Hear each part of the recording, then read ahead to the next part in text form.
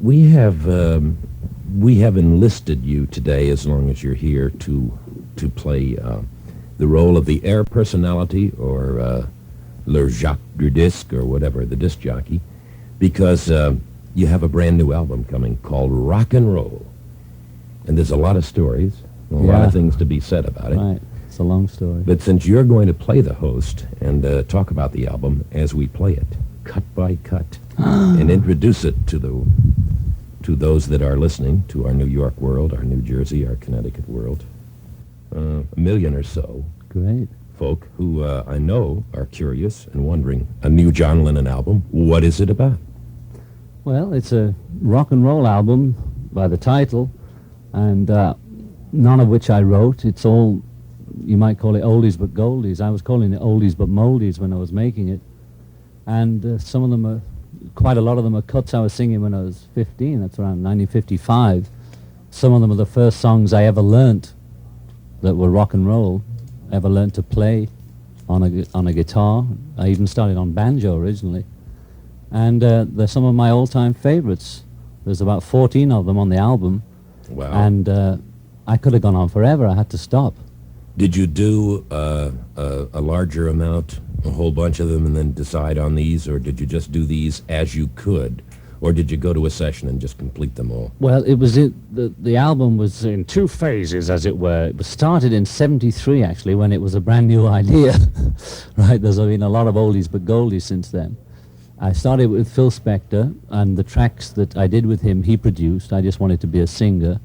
And to put it simply, there was some psychodrama, and it sort of fell apart. And then there was a long spell where, for one reason or another, I couldn't get hold of the tapes. And then I did Walls and Bridges. And then I got the tapes the day before I was going in to do Walls and Bridges. So I did Walls and Bridges, and then I started sorting through the tapes I'd done with Phil. I chose the ones that I thought were good enough, because some of them are a bit weird, you know. And and then I went back in the studio after a few weeks rest from Walls and Bridges, and cut enough to make a full album of material, and here it is, you know. Let's start with the first cut on side one, John Lennon's new album of rock and roll. Well, my version of Gene Vincent's Bebopaloola, one of the first songs I ever sang, and the first day I sang it in public with a real band was the day I met Paul. Oh, you met Paul for the first time then? Yeah, yeah. Where was that? In London? It was no, or in Europe? We hadn't left our little town of Liverpool then, right. And it was at a church hall garden party, and I was performing with a mutual friend of Paul of mine's. Only I hadn't met Paul before. Another mutual friend who lived next door to me brought Paul along and said, you know, I think you two will get along. And we met that day, and I was doing Bebopaloola that day, and it's always been one of my all-time favorites. Yeah. Was Gene in England at the time? I think he... Not at that time. Sooner or later he moved there. Yeah. The first time we met him, the Beatles met him, we met him at the Cab in Liverpool. And Brian Epstein used to be very clever. That was our late manager, the Beatles' the first real manager. He used to bring the rock stars that were really not making it anymore, like Gene Vincent, Little Richard. No reflection on them, but they were coming over there for that reason. And he put us on the bill with them as second billing, you see. So we'd use them to draw the crowd, and then they'd see us. And we met Gene Vincent backstage. I mean, backstage, it was a toilet. And we were thrilled. We were later in Hamburg with Gene Vincent and Little Richard, and there's still many a story going around about the escapades, especially with Gene, who was rather wild guy. I thought you were going to say especially with Little Richard, well, because Little Richard is certainly not a tame person. I've done a couple of shows with Little Richard, and there's a charisma thing. Aside, he's fantastic. Aside from standing on the piano and dancing and prancing and barking and biting, you don't know what he's going to do next, you know. Well, it's hard for people to imagine how thrilled the four of us were to just even see any great American rock and roller in the flesh, you know. And we were just almost paralyzed with adoration with both of them. And a side note is Little Richard's organist was Billy Preston. Ah. And he must have been, he looked about 10 then. He must I was going to say he must have been. But he was good then. Roy Orbison came over there, too. That was later. After the Million Sellers, yes. He ventured over, too. The same type of thing, I guess. That was later when we'd already Yes, you began had to begun make it to- a bit in England, and we were selling records, but we were still second on the bill. And one of our first big tours was second on the bill to Roy Orbison, and it was pretty hard to keep up with that man. He really put on a show, you know. Well, they all did, but Orbison had that fantastic voice. You, in other words, in doing the rock and roll album, have selected things back from the past that you remember so well, associations with people and shows you did with various people who had done the numbers, and they're just your favorites. They're the things you want to do your way. Yeah, It's a new album. Oh, it's a brand new Of album. oldies. A new album. Some of them, the ones I did with Phil, we spent more time changing them. But to finish it up, I finished it up quickly because it had been lagging behind, and it was like I was constipated with the album. So with the stuff that I finished off, I left it pretty much just variations of how the originals did it. In fact, I would have done it years ago, but I always was so in awe of the records that I wouldn't cover them, you know. And when I came to the end of this album, I realized there's so many I hadn't touched. You know, I didn't touch Jerry Lee, Carl Perkins, Early Presley, and so many people that, you know, I could go on for Volume 2. Well, we'll see how this one goes, you know. I mean, this one's been such a drama, and it took so long, you know. I feel as though I'll be glad that it just is out, and, you know, I can get on with my next album, whatever it is. Our guest is John Lennon, and if my memory serves me well, Benny King had a million seller of the next cut on side one. Yeah, Stand By Me was one of my big ballads. I used to score a lot of groupies with that song. It was rather my favorite, so let's go with this one. And you will again. Are we doing this now? Right. Yes. Hi, Corvettes, the world's largest seller of records and tapes, is offering super special prices for the holiday. Choose from the top stars like Minnie Riperton, LaBelle, Elton John, Goody, Neil Diamond and Carole King, plus Stevie Wonder, Temptations, Barry White, Love Unlimited, Jackson 5, Chicago, and many more. All LPs from Columbia, A&M, MCA, Motown, and 20th Century labels. Series 598 are sales priced at just $327 each, and Series 698, $387 each at Corvettes, now through Saturday. My own new album will be there too, probably this weekend, latest Monday. Go get it. Great. Is it going to be there by the Yeah, weekend? I asked Capitol, and they said it'll be there possibly this weekend, definitely the early Monday or Tuesday. So, go get it, folks. It'll be in the stores. John Lennon is our guest at WNEW-FM New York. No, you won't. A Woman Under the Influence. It's now at exclusive theaters while continuing its record-breaking run at Columbia 1 and 2. Check newspaper ads for a complete listing. Woman Under the Influence.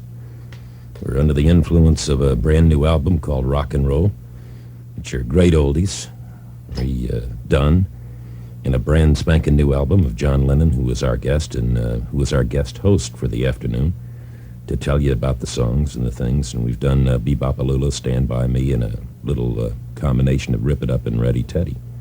And you can pick it up from there, John. Okay, the next one is the first one produced by Phil on this album, and you'll probably notice the Spectre touch on it. This one is You Can't Catch Me by Chuck Berry, but the arrangement we came up with is rather different. It might ring a bell to some people, but let them find where it came from. Are we on? Yep, we're on. Are we on to the next track? We will be momentarily. Should we do this first? No, I just I see. thought You Can't Catch Me. There's something about Chuck Berry's music that Yeah. just is infectious.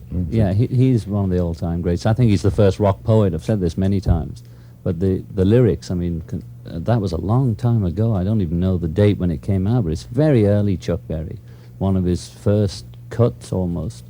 There was a similarity in his music, of course, in the melody parts and practically everything. yeah. He has an identification tag Yeah. that's immediate. I mean, no matter whether it's you, Rod Stewart, whoever does, and everybody has tried the Chuck Berry things, and all of them have done them well. But he really has that identity thing, and yet I can remember doing record hops when they were popular, when Chuck Berry would go around and do free record hops. At the time, he had sold a lot of records, but there was no place in America where, for a live showcase, and concerts, live concerts were not, no place would let, quote unquote, rock and rollers in. So record hops and other things they would do, and little shows at various places, but they couldn't really be exposed, and I think it held a lot of great talent back during those years. Chuck now in concert is a whole different ballgame, as is the dude who's involved with the next song, one of his umpteen million sellers. Yeah. Fats. Antoine Antoine Fats Domino. Yeah, he's been cutting big sellers since 1948 or something. So he was up before rock and roll even. Yes, and another thing, since I grew up in a city in New Orleans where Fats' home was, he once told me, and then you never think about it because he had so many hits, but he and Dave Bartholomew wrote the songs on expressions. People would say, ain't that a shame? Yeah. And so he'd immediately write a song. So all expressions, common expressions that people use. Now they do it for commercials, you know. Yeah. All the commercials you see on television, they'll take some kind of a thing that people are saying, oh, I didn't know that, or ain't that a shame, or something, and they'll build a commercial. I do it myself, and I always have ever since I wrote songs. If I hear something, it almost writes itself. If you go down his hits, of course, Blueberry Hill was before that and was someone else's song, but the things they were doing together, they used a lot of expressions, and didn't really make any difference. It was the happiness.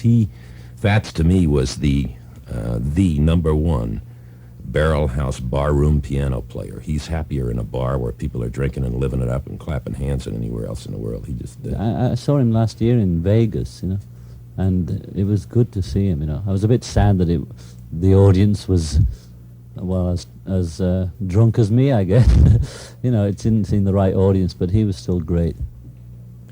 And this is one of your favorites, obviously. Well, this has a lot of special meaning for me. I cut Ain't That a Shame. I mean, there's many of Fats that I would have liked to have done.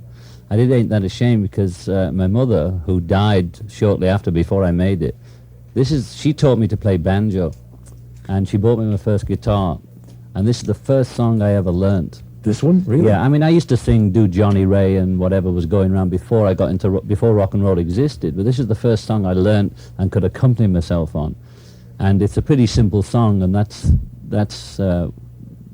probably why I learnt this one, and it has a lot of memories for me, and I thought I'd do it for that reason. Nobody wanted to end. John Lennon's rock and roll album, which is having its premiere now this afternoon with John Lennon as the host, telling you about some of the things, his favorites, the old great songs, the old rock and roll songs, redone in this new album, which should be available sometime toward the end of the week or early next week, wherever you live. Got a great cover. Just a great cover on it. That was a picture taken of me in Hamburg in 63 or 62. And I've had it around for a long time. And I thought this was the perfect time to use it. And there are some mystery people on the front of it. And we'll have to guess who they are. John Lennon is with us, and we have his new album called Rock and Roll with some of the great classics. And the next song, gosh, there hasn't been a loser anywhere here. They're all so familiar, and they're all so great. Thank you. Bobby Freeman wrote, as well as had the large hit with. Yeah, Do You Want to Dance? This is the only one I messed about with it a bit more. I tried to make it reggae. We'd been doing some jam sessions on the West Coast with a few friends, and this isn't that version, but I'd always trying to do it in a reggae feel. So this is, it makes you feel happy. I don't know whether it makes you want to dance, that's the problem, but it's definitely different from the original. A true rock and roller at heart. That was the dance hall version, I call that, of Sweet Little 16. Chuck Berry, yeah, the great Chuck. I guess maybe Sweet Little 16 is, of all the Chuck Berry things, best known, only because anybody who's ever done Chuck Berry really love that. Maybe Johnny B. Johnny Good B. Good too. in that one, I'd say. Yeah. Johnny B. Good is the all-time. something you got to do. Yeah, right. Well, the first thing you learn is the guitar break on Johnny B. Good, and once you've got that, you're down for Old Carol.